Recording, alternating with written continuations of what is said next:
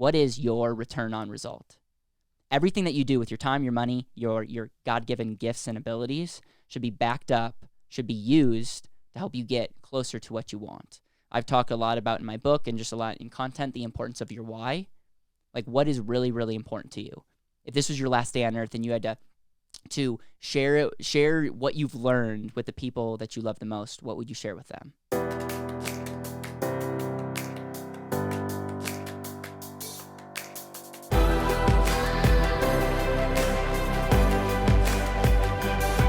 This is BetterWealth with Caleb Williams. Hey everyone, welcome back to another episode of the BetterWealth podcast. In today's episode, I'm very, very excited because we're going to talk about the framework and answer the number one question that I get, which is essentially, Caleb, what should I do with my money? And I get asked this by people that don't have any money, that are drowning in credit card debt. And I get asked this with people that have millions of dollars to their name, that are nearing retirement. And I'm going to make a bold statement, but the answer is in this podcast. The answer is understanding the framework. And it's something that we use every single day at BetterWealth to help people. And you're going to find that this framework that I'm going to give you is very much the foundation to start thinking about money. And how I usually open this up is whether you have millions of dollars to your name and you're looking for a more efficient, better way to think about money, or whether you're drowning in debt and have no money, this is definitely the framework to start thinking about how you can get out of that and just really create wealth. So I also want to say this. We have been growing the show dramatically, and so if you're a new listener, thank you. If you're listening to this on an iPhone, I would love if you took time to scroll down all the way to the bottom and leave a review.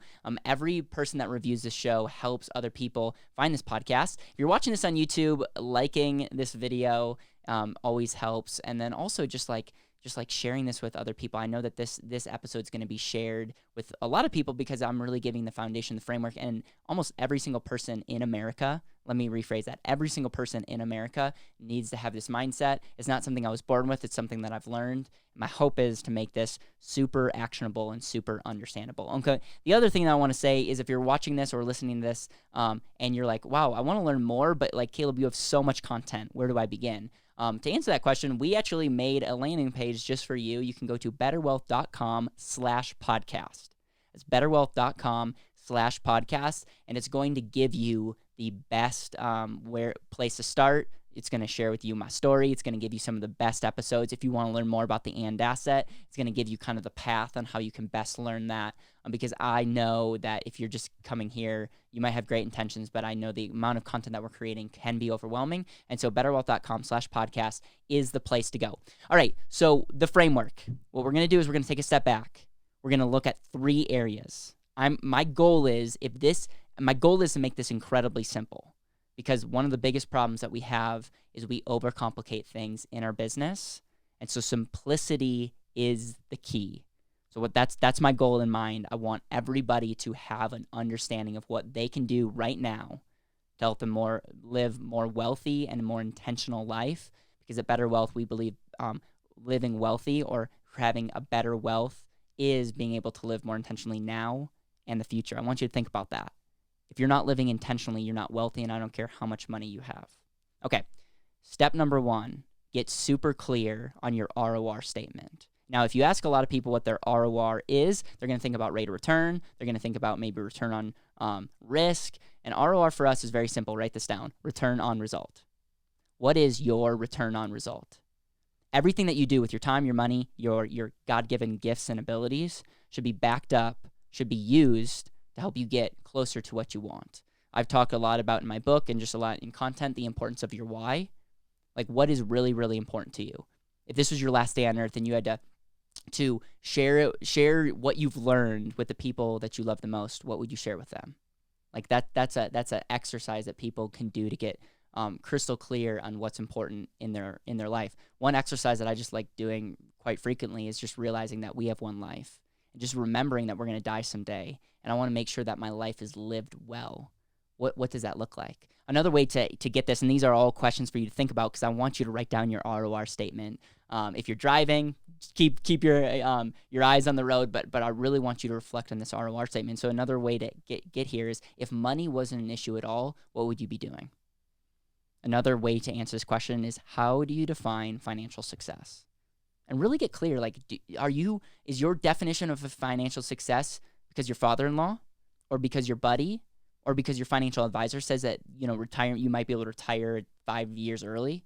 Like, what does that actually matter? Like, what do you actually want today and in the future? Remember, an ROR statement shouldn't just consist of a someday. It should consist of how you're living today and in the future. So you want to write that down. The second thing is, once you have your return on results statement, the second thing is we want to audit what we're currently doing. Now, you can do this with time. You can do this with your abilities. In this video, in this podcast, I'm going to talk about solely your money. Now, there's 3 areas to audit when it comes to your money. There's cash flow, there's your assets, and there's your debts. Think about it. There's really nothing more in this. I mean, obviously, we could talk about future cash flow. We could talk about future inheritances. We could talk about potentially future debt. But right now, I want you to audit these 3 areas. Now, if you're watching this on YouTube or if you're listening to this on a podcast, you can check out the link below. We've actually created a framework, a worksheet for you to write this stuff down, because this is so important to me, and it's so important that you do the work, because literally this is the process that we take people through, and it's extremely powerful. So your cash flow. Pretty much cash flow is what makes the world go round. Cash flow is essentially money coming in. It's your income. It could be your pension. It could be from your Social Security. It's money that's coming in. And so the question is, are you maximizing that cash flow? Number one thing that I look at is it possible for us to increase the money coming in? If you're an entrepreneur, can you make more money? If you're working at a job, can you get a raise? Can you maybe get another job? Can you create, other streams of income? If you're, nearing retirement, are you solely going to rely on your assets, or are you going to look at other areas of cash flow? So that's just the question. Number one is cash flow going up, staying the same, or going down? Then the second thing is starting to track where your money's going. Now, remember, we're tracking and we're tying it back to our ROR statement. Remember, everything that we do going forward is based on why we're doing what we're doing. So number one, where's your money going? Start tracking it. It's often said that once you track your money, you start controlling it. Is your money going to debt? Track that. Is your money going to investments? Track where your money's going and ask the question, is the flow of money best helping me live the life that I want? So a perfect example of this is there's someone that I've worked with that's very, very clear on their result as a family. Very clear. They're in a business, which is incredible. They have opportunities to make more money, and their business is growing, and it's incredible. And yet what they're doing with their money is they're tying up a lot of their money in investments that are actually not serving them very well. It's locking their money up, and they need more money to help grow their income. So they're essentially starving themselves. That's an example. When they went through this process, they're like, oh, like I'm tracking my money, and I'm actually doing what everyone's telling me, saving even more than 10%, but I'm saving it in places that are actually not serving me to like, and actually not helping me get a greater rate of return. That's an example of tracking your money. Some people are like, wow, a lot of my money's going to debt, or wow, I spend a lot of money on going out to eat and traveling and food, and it's just getting us clear on where our money's going. So can we increase it? Where is it going? Let's just be thoughtful of that. The second thing is list your assets. Your asset is anything of value. Now, this phone could be an asset. This computer could be an asset. What I want you to do for this exercise is anything that is a greater value than $5,000. Now, if you're driving a car that's $3,000, no judgment, you can put that down. But I don't want you to necessarily have to write everything down. But I want you to list, like, okay, an asset could be your retirement account, could be your savings account, it could be your home, it could be some expensive toys that you have. Now, not all assets are created equal, but that's part of listing it out. If you had to sell everything that you have, what would they be? And then here's the key thing: what are those assets doing for you? So I'll go back to the entrepreneur. The entrepreneur that I was talking to was putting a bunch of money in accounts that wasn't serving him. But those accounts are actually assets, and I asked him, okay, what is this asset actually doing for you today? And it became ultra clear that this is something that he was told to do, that their family was told to do, but was not actually serving them best today or in the future. And when I went back to their ROR statement, it became crystal clear the majority of the money that they were investing in, the assets were not performing, were not set up in a way to best help them, to best serve them. This goes if you're a family. This goes if you're an entrepreneur. This goes if you're a high-income earner. If you have clarity on where you want to go, where are you putting your money? Where's your money housed? And are those assets best serving you? That's part of the benefit of having a sit down with my team is we can just help ask these questions and help highlight, like, man, why are you doing this? And just starting us to be ultra thoughtful of where our money is going and how we're investing our money. There's other assets that may be depreciating. You might have a ton of your money in things that are getting less and less value. It doesn't make them bad. It's just, we just have to know that, and then we have to go back to what we actually want and ask the question, is this the number one thing that I want to do? A common thing is home ownership. Home ownership is not necessarily good or bad. It depends on where you are in life, and it depends on what you actually want to accomplish. That's just another example. Okay, third is debts. Now, some of you watching this don't have any debt. Majority of you watching this have some kind of debt. It could be a mortgage, it could be mortgage and student loan, or it could be a mortgage, student loan, car debt, furniture debt, and 20 credit cards. List those out. Now, I believe, it's not just a belief statement, this is pretty much a fact, that there's good debts and bad debts. Not all debts are created equal, just like not all cash flow is created equal, just like not all assets are created equal. So I believe good debt is the instrument that allows you to best live your return on results statement now and in the future. So I've written in my book and I've talked that a mortgage could be an example of a good debt because it could give you more control, more security, and allow your money to grow and be able to use and be able to serve you now and in the future better. You could take a car debt. Is this good or bad debt? There's a lot of different ways. I'm not going to go into this video on how we analyze good or bad debt, but we can look. Is this best helping me or taking away? And we have to get ultra clear on what we want. Student debt. Should I get student debt? It goes back to, should you get student debt? Look at what result you're getting going to college. For some of you, it's yes. For some of you, it's no. Should you pay off your student debt? Just look at the instrument. Those are two separate questions. Credit card debt. In most cases, credit card debt should just be knocked out because the terms are not set up in a way to best help you. But that's just an example. So going back, number one, get super clear on what's important to you. Write down your ROR statement, and it might not be a perfect statement, but it's like very, very much things that you value, that you care about now and in the future. Number two is look at your cash flow and audit it. Look at your debt assets and audit it. Look at your debts and audit it and ask the question, where's my money at currently and how is it best serving? The reason why we do that is a lot of people know where they want to go. They have one foot on the gas and one foot on the brake. What we want to do in this example is be self-aware and get our foot off the brake. When people work with us, this is a really, really powerful time because we are able to ask questions. We're not emotional about your financial situation. And so when we're doing an x-ray with someone or when we're doing a clarity meeting with someone, it's like, wow.